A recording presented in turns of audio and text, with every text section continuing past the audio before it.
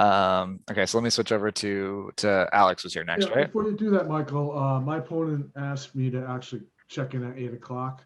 Okay, So I'm just watching your reviews sure. at the moment. Oh, Um, that's cool. I guess you can do Garvin's game. I think Garvin played the bot. sure. Yeah, I can do Garvin. Garvin Chen. Yes. Garvin's here too. Yep.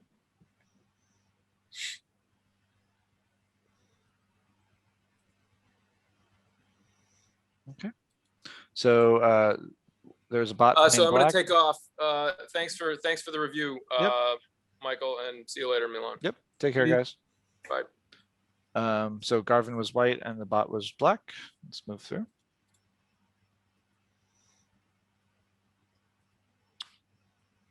All okay so far.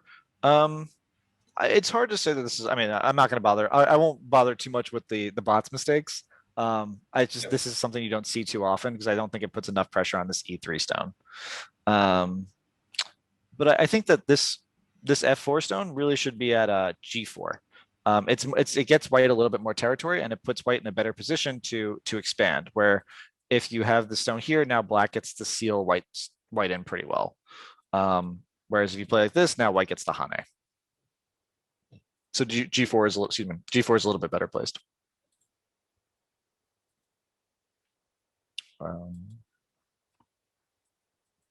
So this is good. White's taking the corner territory. A good idea. Here, white lost a little bit. White should Atari. Black connects, and white plays here. Now white's captured this one stone and taken all this corner territory. This would be a really good result for white. Black gets some thickness over here, but white's position in the corner is just worth way more. So I think by playing here, white lost a good opportunity to get territory. Yeah, fourth line territory is always nice. Yep. And you definitely want to Atari here first and then play here because that's Sente now as well. And so you get more forcing moves later on. A little bit more of a subtle concept, but I think the key here is if you can get this Atari in, you'll be well set for your position. And if you don't need to play at C2, you don't want to play at C2.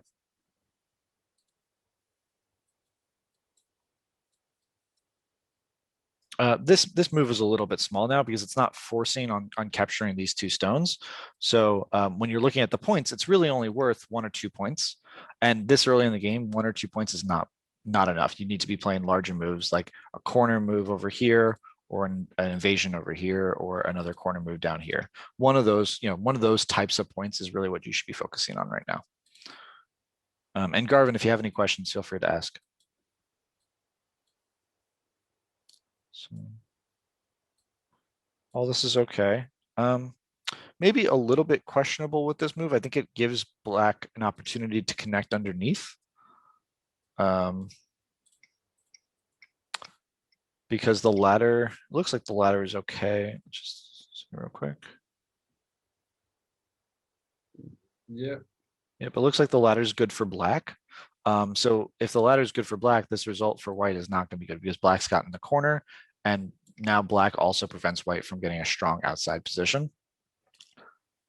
So I think that playing at P3 is a little questionable. Might be better just to do a hard block at Q3 to prevent black from connecting. So something like this. Now black's stuck on the inside, and white gets a nice strong position on the outside, which would be a really good result for white. Okay.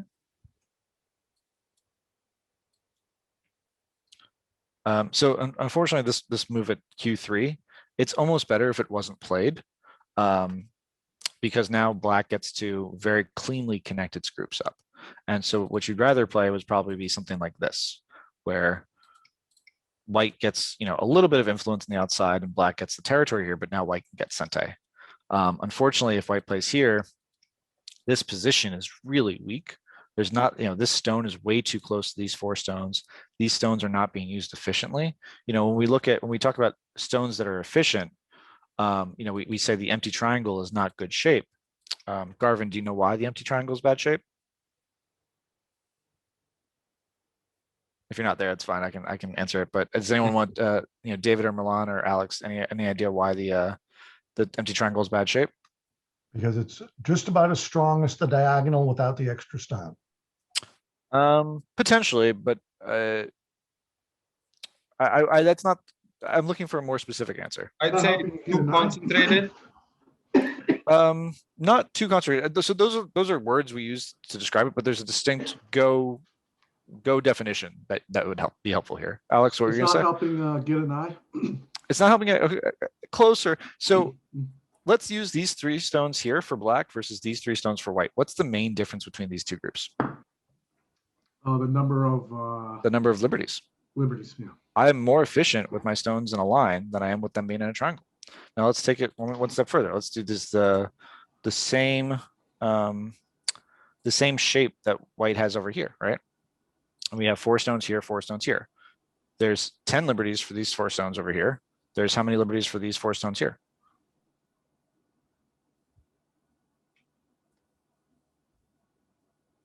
8. 8, right? So when we're talking about efficiency, these 4 stones are much less efficient than these 4 stones. And so that's why we don't like playing the empty triangle, because it's just not as efficient as by playing a straight line of stones. It's basically taking your own liberties with your. It's taking your own liberty, yeah. Yeah. We don't usually see moves on the this high up because it's hard to get territory. You know, black can easily play a move over here that's going to prevent the territory for white, or vice versa, you know, play something here. And it's not really putting any pressure on any white group. So for now, I think probably better for white just to play something like this and try to expand its influence on the side over here.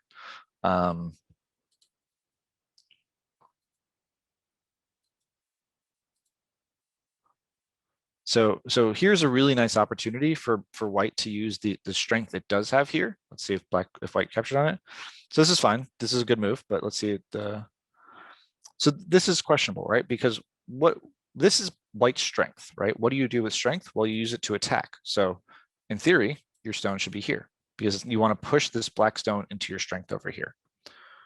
And so white has to jump. And as this is happening, black has to jump. As this is happening, white's able to build a nice framework of territory over here and map out 30 points for itself, whereas black really didn't get much of anything. It's just reducing white's territory. So this would be quite a nice result for white. Unfortunately, this move here, it doesn't really hurt the stone. And again, this was white's influence, white's strength. You don't necessarily need to protect it so early on. White's in pretty good shape over here.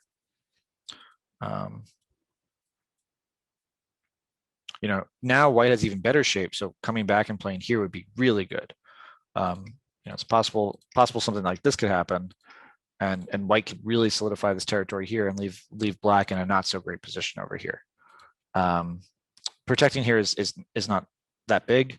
Unfortunately, this stone is not really worth all that much. Even if black were to Atari it, white would very easily be able to just connect here and still kill this stone. There's no way for this stone to run out. So no need to protect it at this time. This was basically just giving your opponent a free move elsewhere. And when your opponent gets to play here, now your influence is not being used very well.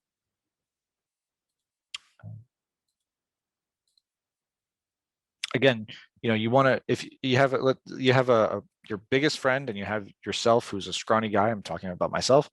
If you want to push someone into one of the two, you're not going to push them into the scrawny guy. You're going to push them into the big guy. So when you're thinking about these moves, why are we taking this big guy and having him exert force? You want to push people into the big guy, right?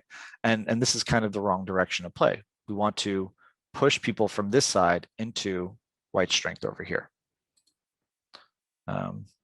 Now this black group is quite strong. These white stones are not getting very much territory. They're not going to be useful for attacking.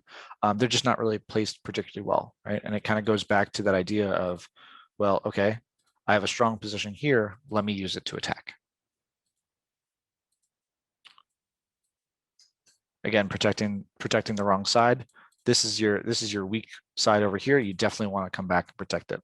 There's no real issues with white shape over here. So for that reason, I definitely think that you should play at 017 or something to protect this Q16 stone.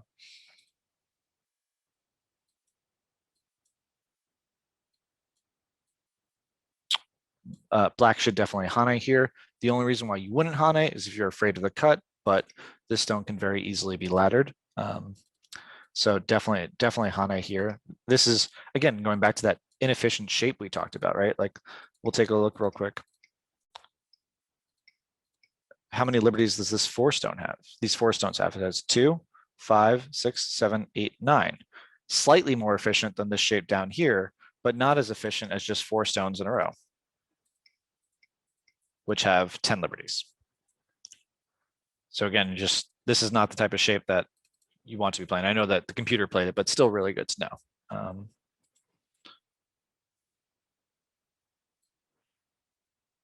Again, still focusing on this point of the board, really needs to be in the upper right-hand corner of the board. That's where the Black's next attack is going to come. This is, if this move was here, this is a really severe attack on the stone. It's not quite clear that it's going to live.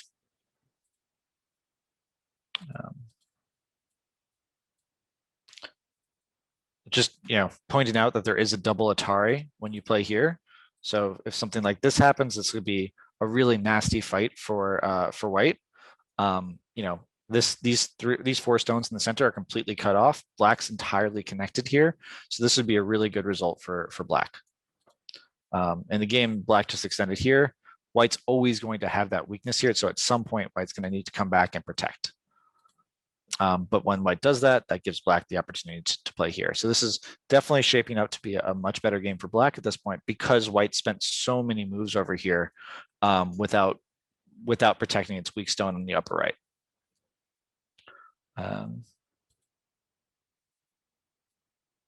This is a good idea, trying to protect your weak stone. Yep, good ideas, definitely helpful.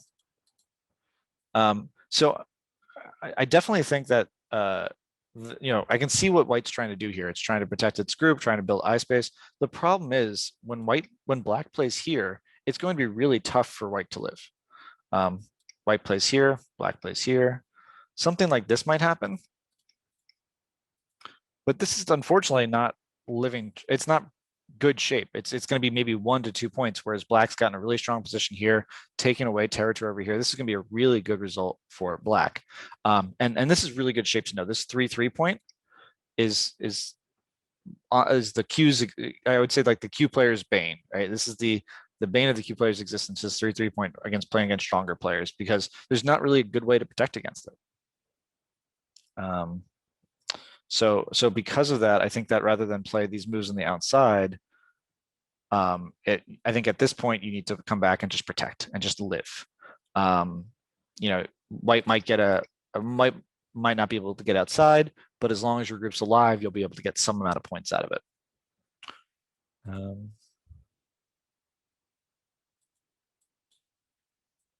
So let's see what happened in the game. Again, just by virtue of having this R17 stone, it's a little bit weak. I wouldn't try to be attacking right now. I would just trying to be living. This move is questionable. Like if Black was going to do anything locally, it should just be here. Thanks, David. Take care. Have a good evening.